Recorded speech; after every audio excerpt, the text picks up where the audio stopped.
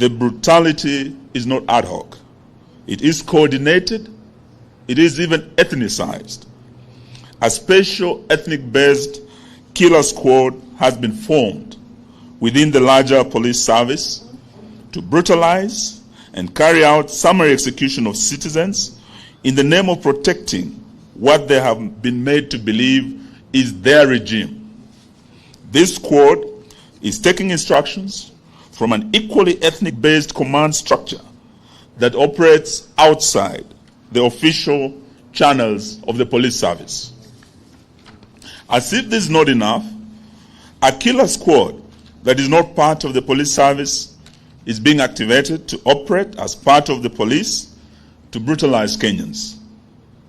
This squad was in its true element yesterday. They were firing at protesters from unmarked vehicles that we know belong to the police in places like Mlolongo and Kitengela. There were murders, injuries, arrests in as diverse places, including Machakos, Kisumu, Kisii, Busia, Wote, Emali, Meru, and Kilifi, among others. We're in the process of compiling complete data from across the nation on the victims of this operation, and we'll share the same with the country in due course.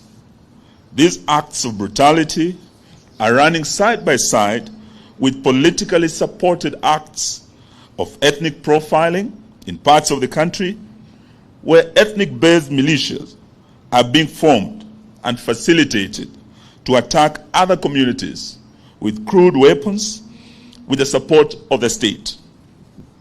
It is happening right now in parts of Nyanza, along the Kisii-Kericho and Kisumu-Kericho borders. It is happening here in Nairobi too.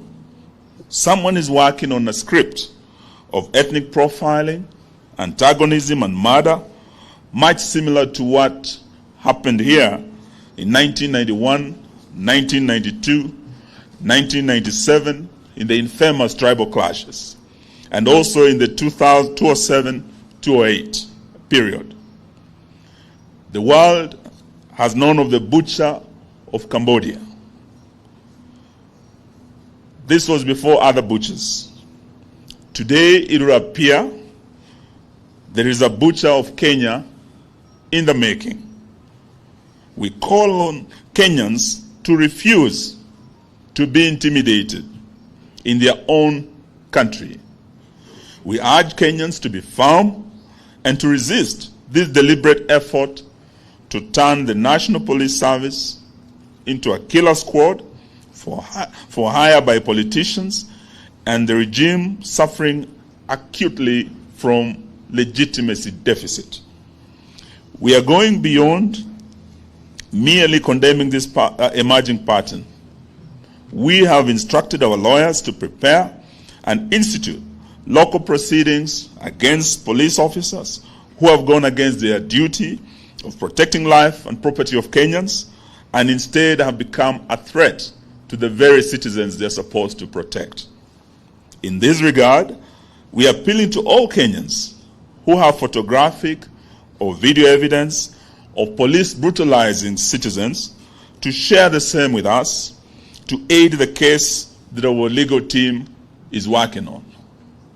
Going forward, we appeal to Kenyans to resort to citizen journalism and photograph and film state officers, including police and politicians who in the course of duty abuse and brutalize their fellow citizens.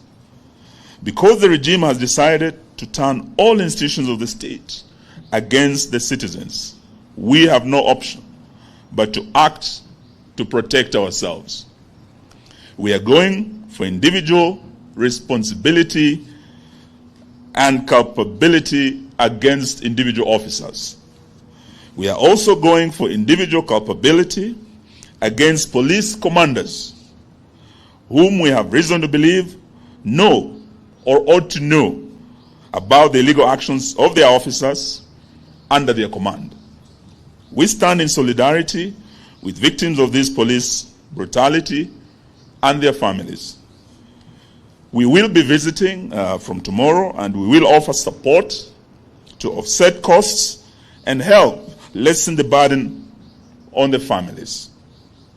We have made a decision to observe 5 days of mourning in solidarity with the victims and their families, during which we'll try our level best to mobilize support to help lessen the burden on the families of the victims.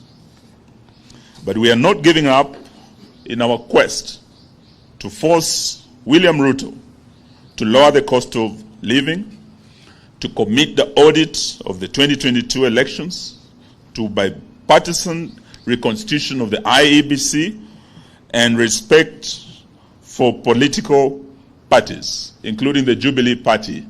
And this afternoon we are pleased to learn of the High Court intervention where orders have been issued, and the legitimate Secretary General of Jubilee, the Honorable Jeremiah Kioni, is here with us. We'll give him a minute to share the good news with us. Consequently, we announce that our protests will resume on Wednesday, 19th July 2023. In the meantime, we proceed with the collection of signatures against Ruto on both digital and manual platforms. We notice the Communication Authority has joined the war against Kenyans by trying to cripple our digital signature collection platform. But we will fight and soldier on while we put CA on notice. We know that the KK regime has panicked and they are trying to block this process. There is no looking back. There is no turning back. We see you on Wednesday. Honorable Jeremiah Kioni, please deliver the good news on Jubilee. Thank you. Thank you, Honorable Omarwa. As you are aware, or all of you are aware, during or early this week, we were treated to some drama within the political parties' dispute tribunal. Decisions that they arrived at were very funny. We had a majority of 4 agreeing with some allegations that were put before them, and a minority of 3. But 3 things I want to say. One, that in the history of the tribunal, we have not seen a split decision. This was the first time that we had a decision of 3 or 4 versus 3. And it was also, the dissenting team also had an opportunity of presenting their case, but